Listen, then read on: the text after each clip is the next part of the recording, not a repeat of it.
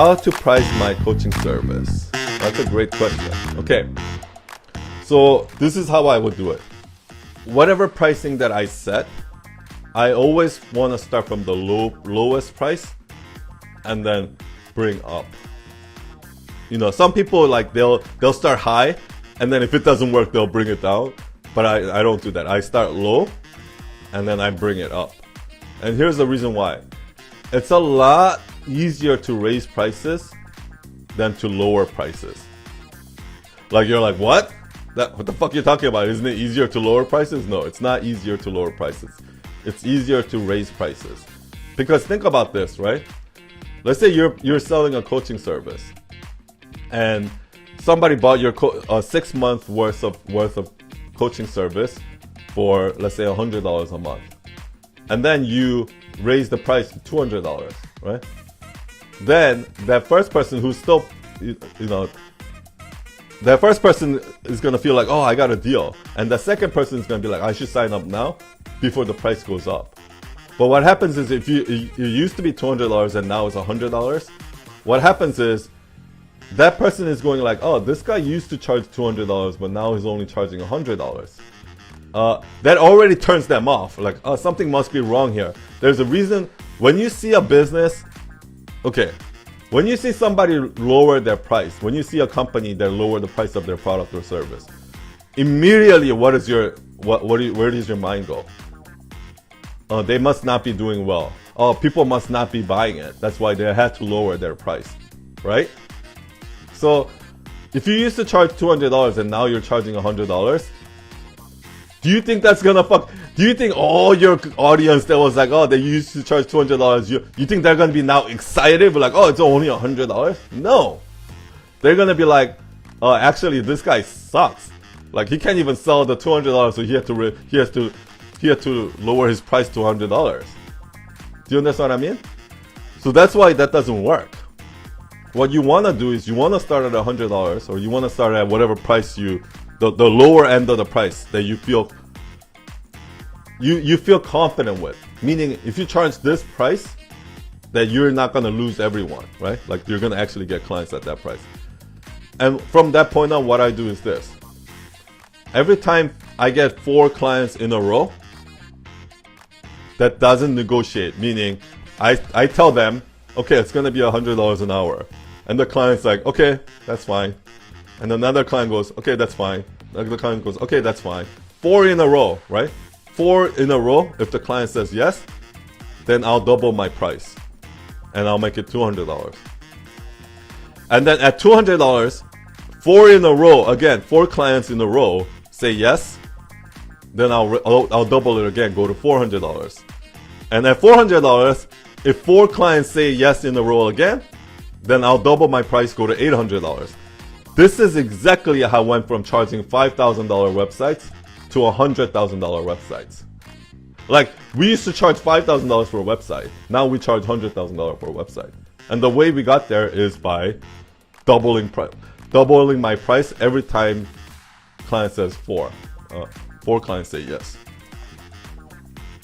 What happens is when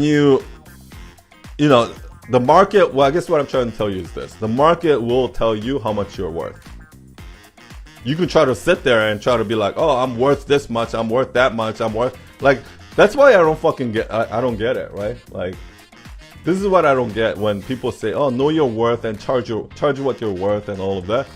I don't condone that message, because no, you don't fucking decide what you're worth. You don't decide what your, the market decides what your value is, right? It doesn't fucking matter if you think you're worth $1,000 an hour. If not a single human on earth is willing to pay you $1,000 an hour, then you're not worth $1,000 an hour. So the market sets the rate, not you, okay? I don't give a fuck how good you think you are, how valuable you think you are. The market's gonna tell you, okay? It's the truth. So, I mean, yeah. So what you need to do is you need to charge. And if people keep saying yes, I mean, that's what happened to us. Like, we charge $5,000 and not single client would negotiate with us. Every client will be like, okay, that sounds good. Okay, yes. Okay, yes. Nobody was saying no. Nobody was negotiating. So then we raised our price to $10,000. And at $10,000, nobody was negotiating. So then we raised it to $20,000. Nobody was negotiating. Like, we kept getting it. And then we raised it to $40,000. We kept going. And that's what happened. It's not rocket science, guys. Guys, here's what I want to say, okay? What you guys do, right? Coaching, right? Therapy, yoga, design, video editing. You know, like those actual things, the actual, what do you call that? The craft, the thing that you do is actually 100 times harder than business. Business is the easiest fucking thing in the world. Any fucking dumbass fucking monkey can run business, okay? Business is the fucking easiest thing in the world.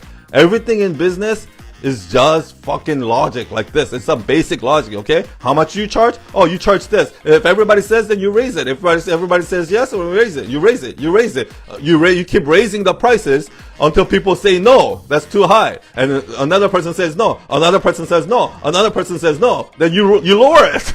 Like, it's the market will fuck. Like, running a business is so fucking simple and basic. You just gotta do the fucking basic shit.